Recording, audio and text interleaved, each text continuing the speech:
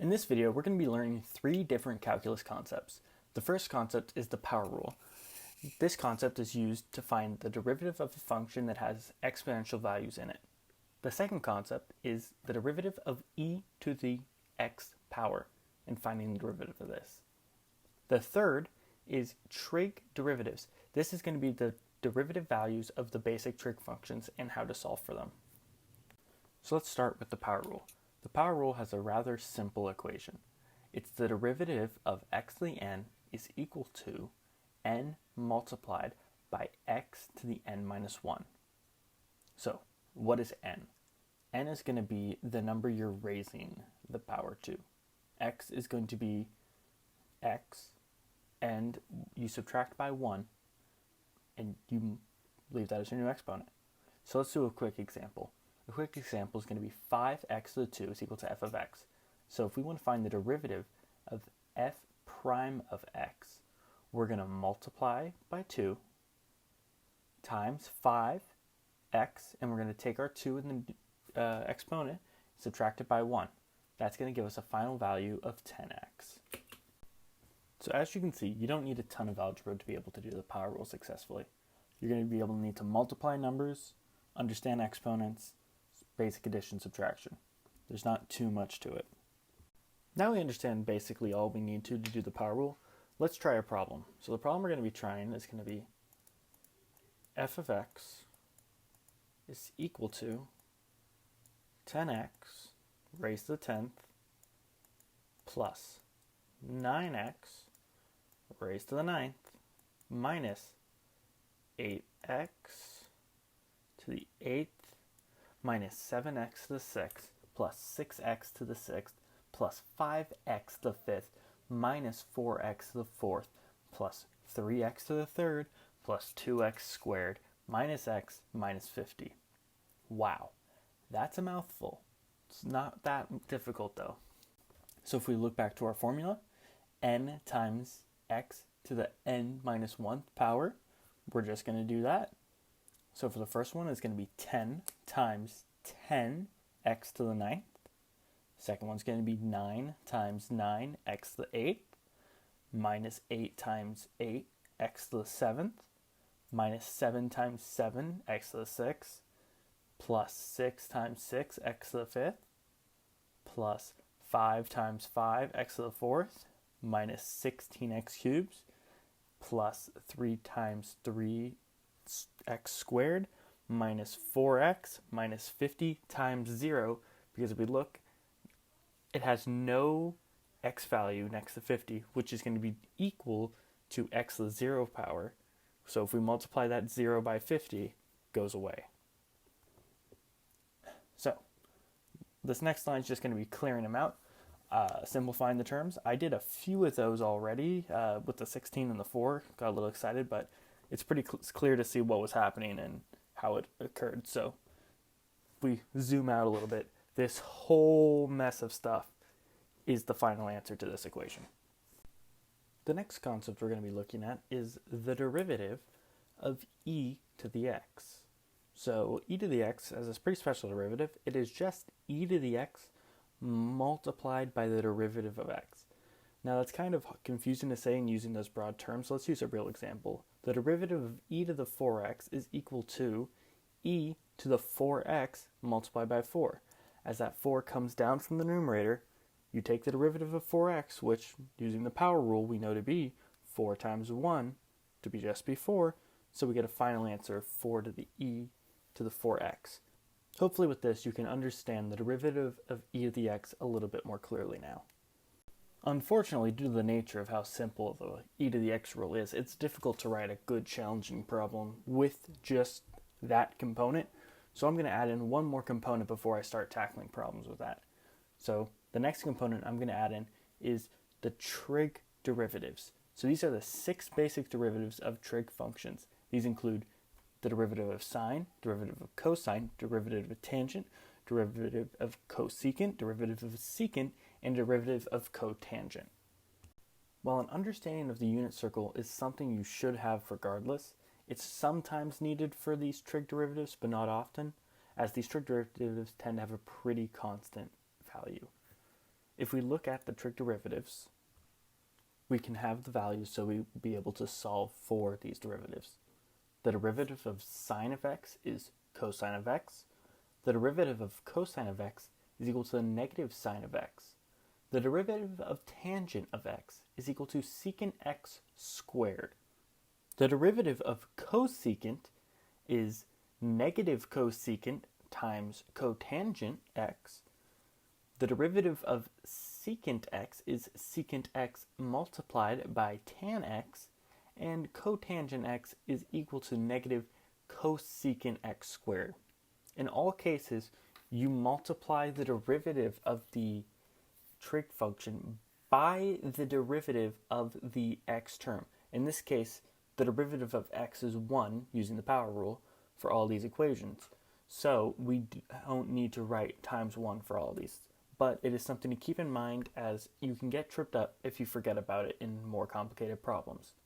So now that we have our power rule, our e to the exponent rule, and our trig rules, we can now go solving some interesting equations. Now we've learned all the concepts, it's time to start combining some of them. For this first one, we're just going to do the trig rules, as there was a lot to cover in that and it's good to review. So the function we're going to take the derivative of is f of x is equal to tangent of x plus cosine of x. So for this one, to find the derivative, what we're going to want to do is we're going to want to take the derivative of tangent and then the derivative of cosine separately. So knowing our rules, the derivative of tangent is going to be equal to secant squared of x. Now because it's just x, the derivative of x is equal to 1, x prime is equal to 1, we know this, so we don't need to write it. So now we're going to take the derivative of cosine.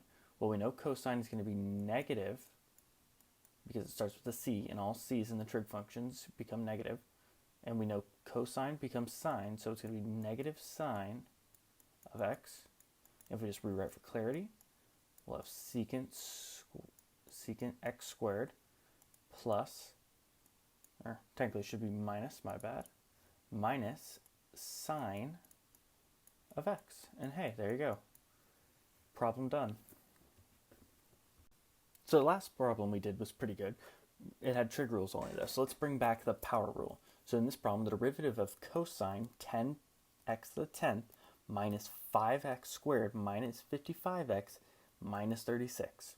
Well, we're going to be breaking each one of these three parts into their own derivative. So let's start with the derivative of cosine of 10x to the 10th. Well, we know cosine is going to be negative sine 10x to the 10th. Now remember what I was telling you earlier about this inner part needing to be taken the derivative of. So we're going to have 10 times 10 is 100, and then 10 minus 1 is going to be 9. So we're going to have 10 times 10, which is 100, so 100 x to the 9th, and this is going to be our first term because it's the derivative of cosine. Now we'll subtract 5 times 2, that's 10. 2 minus 1, it's going to be just x. 55 times 1, that's 55. And if we subtract 1 minus 1, that just gives us x to the 0. X to the 0 is equal to 1. Nothing to put there. We just have 55. Now, we have an x to the 0 here again, because it's constant. So, that just cancels the 0. So, we're going to subtract nothing. So, if we want to rewrite this, we have 100 x to the 9th, negative from the sign, multiplied by that by sine of 10x to the 10th, minus 10x, minus 55, is the derivative of f of x, which was the function up here. What was the original function? Was f of x. Look at that. Combining both the power rule and the trig functions. Well, the last problem we're going to be doing is going to involve all three of the concepts. So, f of x is equal to e raised to the sine of 6x to the fifth. We want to find the derivative of this mess. Now it's got e raised to a number in the sine, and the sine's inner parts are raised. It looks a little messy, but it'll clean up pretty nice. So if we're going to take the derivative, we'll start with this e. We know the derivative of e to the x is just e to the x, so nothing changes. It's a nice and easy, copy it down like you're copying the problem. And first part of the problem done. But remember, you have to multiply by the derivative. So now we have this to focus on. The derivative of sine of 6x to the fifth. Well, derivative of sine is cosine, and we know the inner bit stays the same. So we're going to multiply by cosine 6x to the fifth. Now, we're almost there, but we got to remember, the 6x to the fifth bit also needs to be taken the derivative of, so we'll multiply again by 6 times 5, that's going to give us 30, x, 5 minus 1, due to the power rule, is 4. So, that's all it is, all three concepts combined. So f prime of x is going to give us e to the sine of 6x to the fifth, all multiplied by cosine 6x to the fifth, multiplied by 30x to the fourth.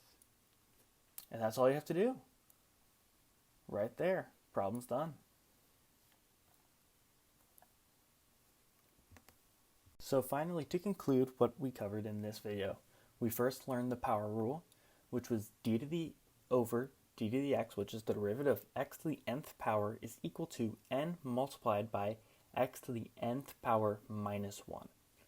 We learned the derivative of e to the x, which was e to the x is equal to e to the x multiplied by the derivative of x. And finally, we learned the 6 basic trig derivatives. We used all of these concepts in equations and to solve for more complex derivatives. Thank you very much. This has been the video.